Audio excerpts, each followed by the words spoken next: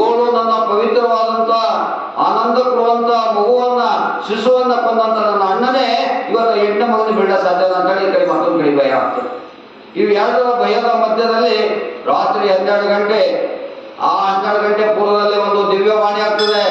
ಏನಾಗ್ತದೆ ಅಂದ್ರೆ ದೇವಕಿ ಮತ್ತು ವಾಸುದೇವರಿಗೆ ಆ ದೇವಕಿ ಮತ್ತು ವಾಸುದೇವ ಎಲ್ಲಿರ್ತಾರೆ ಅಂದ್ರೆ ಈಗಾಗಲೇ ನಾನು ಹೇಳಿದ ಹಾಗೆ ಕಾರ್ಯಗೃಹದಲ್ಲಿರ್ತಾರೆ. ಕಾರ್ಯಗೃಹ ಅಂದ್ರೆ ಏನು ಅಂದ್ರೆ ಜೈಲಿನಲ್ಲಿರ್ತಾರೆ. ಆ ಜೈಲಿನಲ್ಲಿ ಒಂದ್ ಕಡೆ ಒಂದು ಚಿಕ್ಕದಾದಂತ ಕತ್ತಲ ಕೋಣೆಯಲ್ಲಿ ಕಂಸ ಏನ್ ಮಾಡ್ತಾನೆ, ಬಂಧಿಸ್ತಾನೆ. ಆವಾಗ ವಾಸುದೇವ ಅಂದ್ರೆ ದೇವಕಿ ಅಂದ್ರೆ ಕೃಷ್ಣನ ತಂದೆಗೆ ಮೈ ತುಂಬಾ ಸಂಕಳಿಯನ್ನು ಹಾಕಿ ಒಂದ್ ಕಡೆ ಬಂಧನ ಮಾಡ್ತಾನೆ.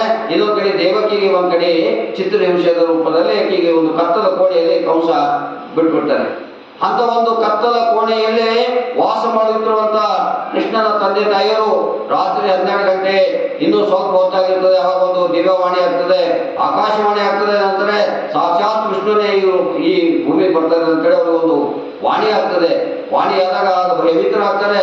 ಏನಂತ ಅಂದ್ರೆ ನಾನು ಬರ್ತಾ ಇದ್ದೇನೆ ಭೂಲೋಕಕ್ಕೆ ಅಂತೇಳಿ ದೇವಕಿಗೆ ಒಂದ್ ಕಡೆ ಕೃಷ್ಣನ ವಾಣಿಯನ್ನ ಕೇಳ್ಬೇಕಾಗ್ತದೆ.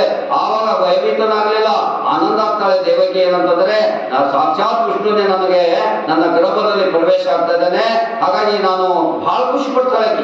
ಯಾಕಂದ್ರೆ ಈಗ ಅನೇಕ ಜನ ತನ್ನ ಮಕ್ಕಳನ್ನ ಒಳ್ಳೆ ಇವತ್ತು IAS ಆಫೀಸರು, ACDC ಇಂತ ಅನೇಕ ಜನ ಆಫೀಸರ್ ಮಕ್ಕಳಾದ್ರೂ ತಾಯಿ ತಂದೆ ಬಹಳಷ್ಟು ಖುಷಿ ಆಗ್ತದೆ.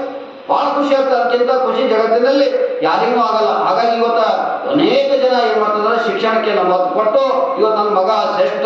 ಹಿಂದಿನ ಕಾಲದಲ್ಲಿ ಆಗಿತ್ತು, ನನ್ನ ಮಗ ರಾಜನಾಗ್ಲಿ, ನನ್ನ ಮಗ ಮಂತ್ರಿ ಆಗ್ಲಿ, ನನ್ನ ಮಗ ಹಾಗಾಗ್ಲಿ, ಎಲ್ಲರೂ ತಾಯಿ ತಂದೆ ಆಸೆ ಇರ್ತದೆ.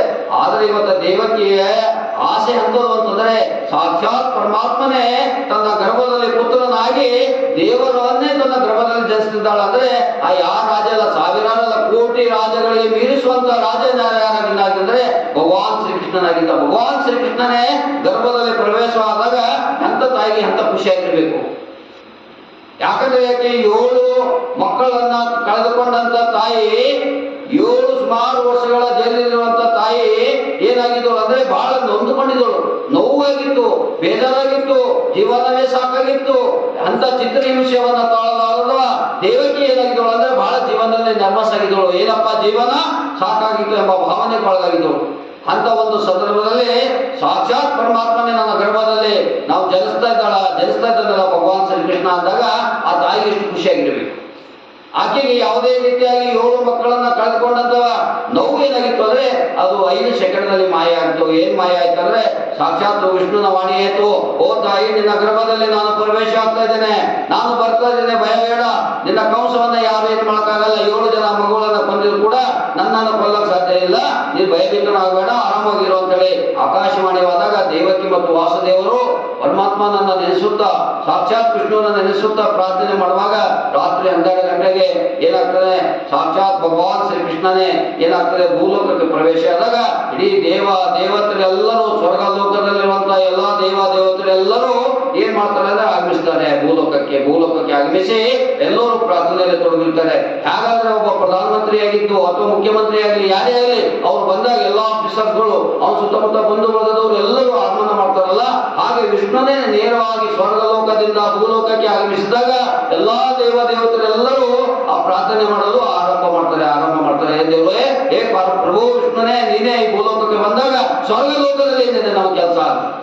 ಆ ಸ್ವರ್ಗ ಲೋಕವೇ ಭೂಲೋಕಕ್ಕೆ ಆಗಮಿಸಿದ್ದು ಯಾವಾಗ ಅಂದ್ರೆ ಮಥುರದಲ್ಲಿ. ಯಾವಾಗ ಅಂದ್ರೆ ಕೃಷ್ಣನ ಜನ್ಮದಲ್ಲಿ, ಆ ಸಂದರ್ಭದಲ್ಲಿ ಈ ದೇವತೆರೆಲ್ಲರೂ ಮಥುರಕ್ಕೆ ಪ್ರವೇಶ ಮಾಡ್ತಾರೆ. ಪ್ರವೇಶ ಮಾಡಿದಾಗ ಎಲ್ಲರೂ ಪ್ರಾರ್ಥನೆ ಮಾಡ್ತಾರೆ. ಯಾಕಂದ್ರೆ ಭಗವಾನ್ ಶ್ರೀಕೃಷ್ಣನ ಜನ್ಮ ಆಗುವಂತ ಸಂದರ್ಭದಲ್ಲಿ ಯಾರು ಹೂ ತರ್ತಾರೆ, ಯಾರು ಏನೇನು ಸುಗಂಧ ಅವೆಲ್ಲ ಪ್ರಾರ್ಥನೆ ಮಾಡ್ತಾ ಇರ್ತಾರೆ. ಆಗ ಒಂದು ವಾತಾವರಣ ಹೆಂಗಾಗಿತ್ತಂದ್ರೆ ಸ್ವರ್ಗ ಲೋಕದ ಉದಯ, ಸ್ವರ್ಗ ಲೋಕದ ಗೋಲ್ಡನ್ ಏಜ್ ಅಂತ ಹೇಳ್ತೇವೆ. ಗೋಲ್ಡನ್ ಅಂದ್ರೆ ಎಲ್ಲ ರೀತಿಯ ಮಥುರಾ ನಗರ ಏನಾಗಿತ್ತು ಅಂದ್ರೆ ಅದು ಮಥುರಾ ನಗರಕ್ಕಿಂತ ಆ ಮಥುರಾ ನಗರದಲ್ಲಿರುವಂತಹ ಜೈಲ್ ಏನಾಗಿತ್ತು ಅಂದ್ರೆ ಅದು ಒಂದು ಸ್ವರ್ಗಲೋಕವಾಗಿತ್ತು. ಅವಾಗ ಭಗವಾನ್ ಕೃಷ್ಣ ರಾತ್ರಿ 12 ಗಂಟೆಗೆ ಜನ್ಮನ ಆಗ್ತದೆ. ಜನ್ಮವಾದಾಗ ಏನಾಗ್ತದೆ ಅಂದ್ರೆ ಜನ್ಮವಾಗಿದ ತಕ್ಷಣ ದೇವಕಿಗೆ ಗರ್ಭದ